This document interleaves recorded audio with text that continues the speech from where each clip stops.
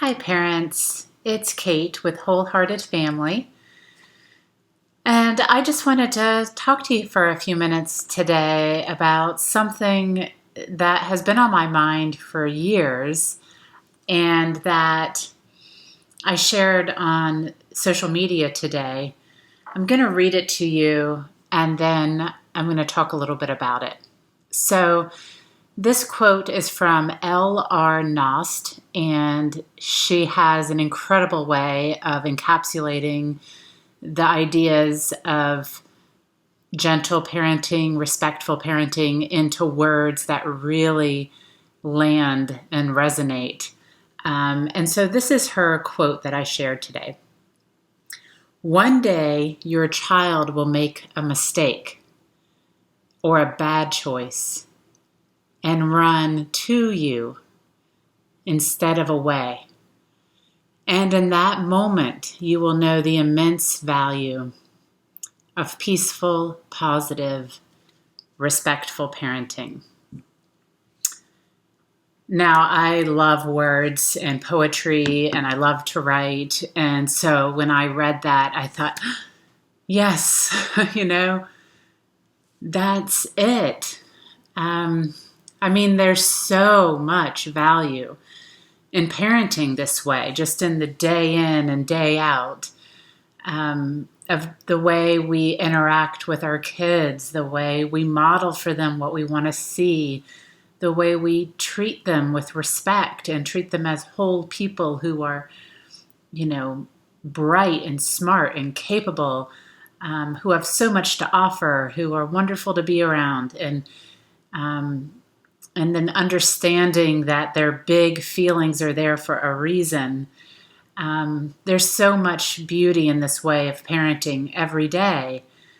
But I think this saying about, when your child, and I'm picturing an elementary age kid, a tween, a teen, an adult child, when they inevitably have a misstep, a bad decision, a bad choice, something's going on that's difficult, and they decide to come to us instead of to their peer group or away from us or just keeping it buried, not telling anyone.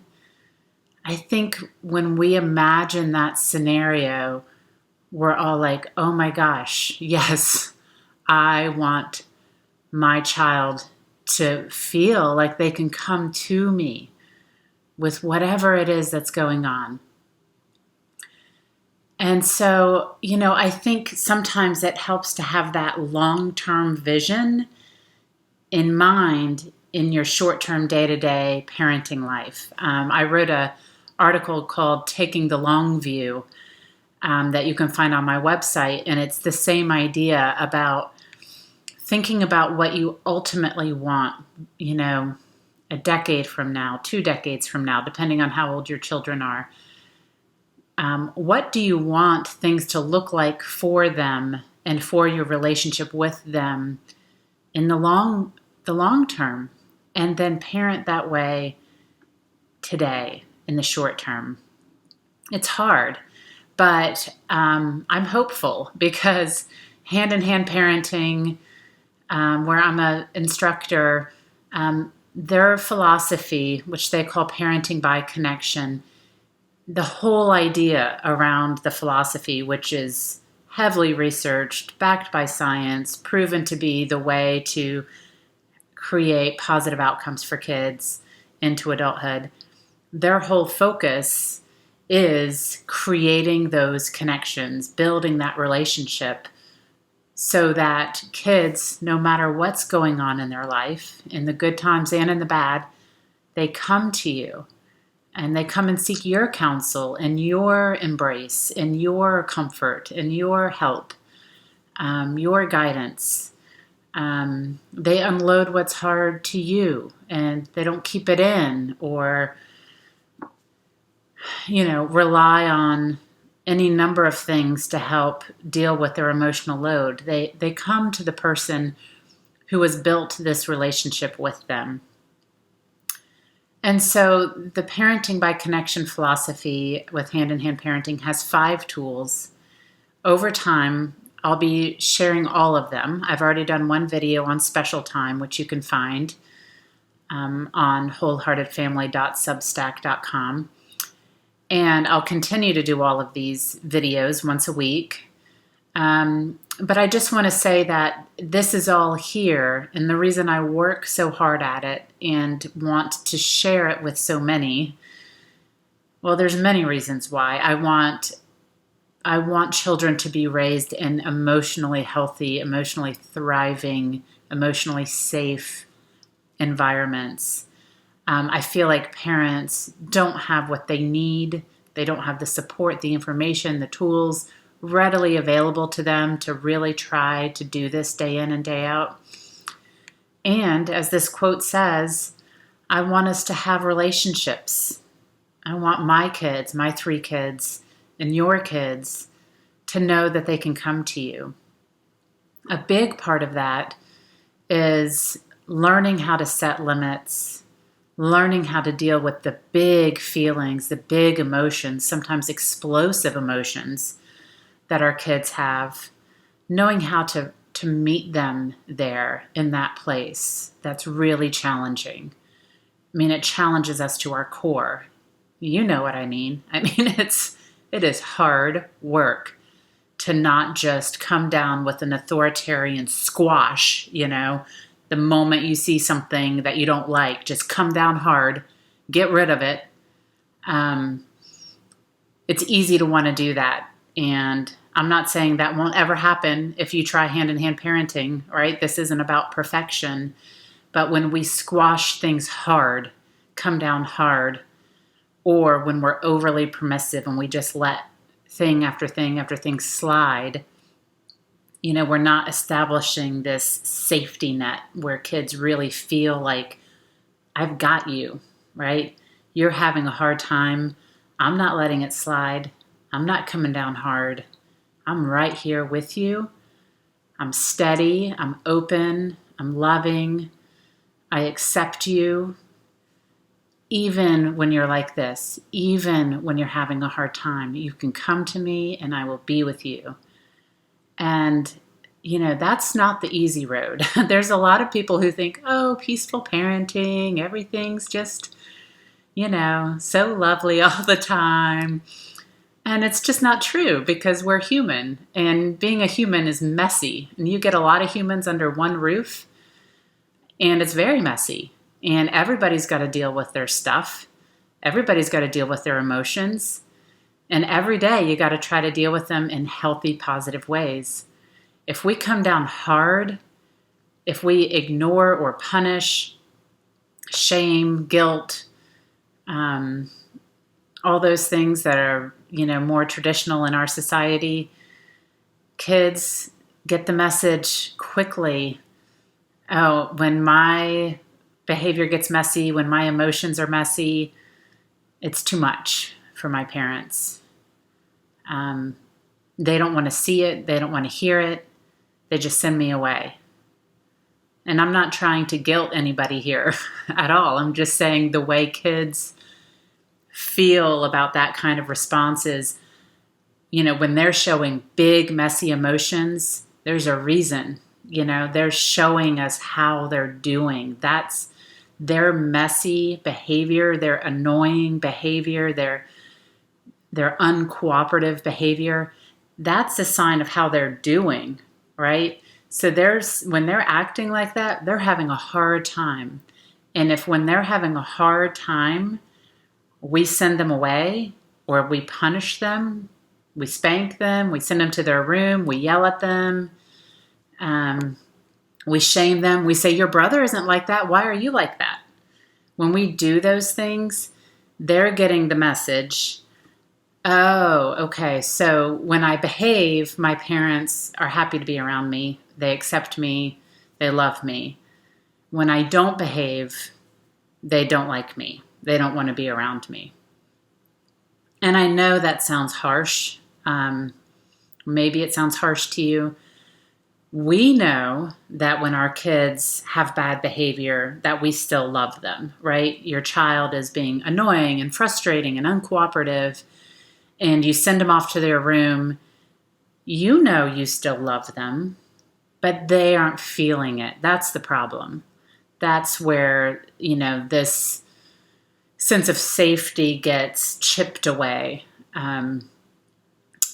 So we advocate strongly. One of the tools for hand-in-hand parenting is a tool called stay listening. So child is having big feelings, having a hard time, and we stay with them and we listen. That doesn't mean we're not setting limits. We set limits early and often, as we say in hand-in-hand parenting. You decide what the limits are.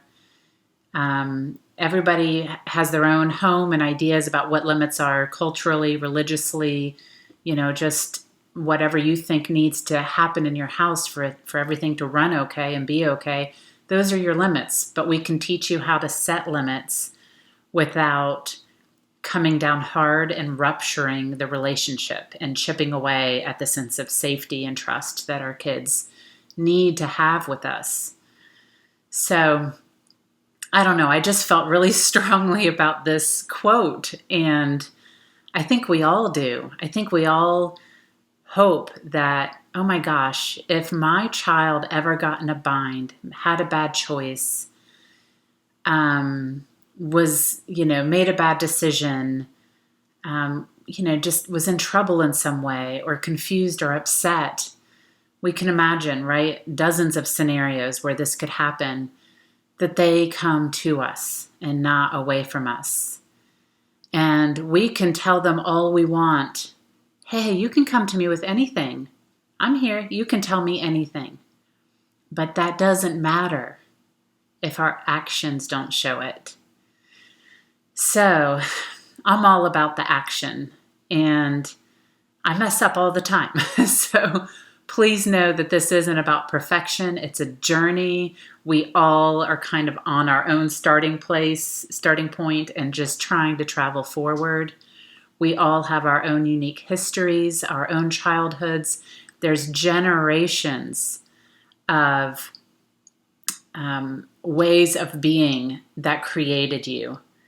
Generations of cycles and the way people were treated and the way people responded to problems that formed who you are. And now you are going to pass that on to your children. And if it's not all positive, which I can't imagine it would be, because nobody's is, because nobody has parented gently and in this way for generations, then we have to interrupt those cycles, and that's really hard work. But that's where this safety net and this trust and this beautiful foundation of a relationship can rest. So when your child is 16 and has made a bad choice, or your child is 20, or your child is 12, or whatever it is, your child's 6 or 9, I can imagine every age where this comes in, really powerfully and really, really important for them to come to you, to turn to you. And that's built day in and day out with our actions, how we treat them, how we speak to them, how we respect them, how we listen to them, how we accept their feelings and their emotions, how we understand that their behavior is a sign of how they're doing. All of this incredible rock solid trust that we all want is our actions each and every day. And we mess up and we repair the rupture. We apologize genuinely. We come to them authentically and say, I messed up and I'm trying, and let's try again together to get this right. So this is what I'm all about. This is what I'm trying to communicate and find the words to share with as many people as I can share it with, because I think we all want it. We all want it so badly, but we don't have great, consistent, affordable, accessible parent support and education, and we need it. I feel like in our society, people think you need help when you first have a baby and they bring you meals, and then after that, you're on your own. And I remember joking when my first was like 8 months old and none of that was happening anymore. And I thought, why do people think we don't need help after this? And I think we can all relate to that. I mean, my oldest is 11 now, and I need all the support I can get to do right by him. And I know you do too. You're not meant to do this alone and hold it all. It's too much to hold. So I'm here. I want to help. I want to support. I want to share what I've learned. And, I think we're just all in it together. And let's just move forward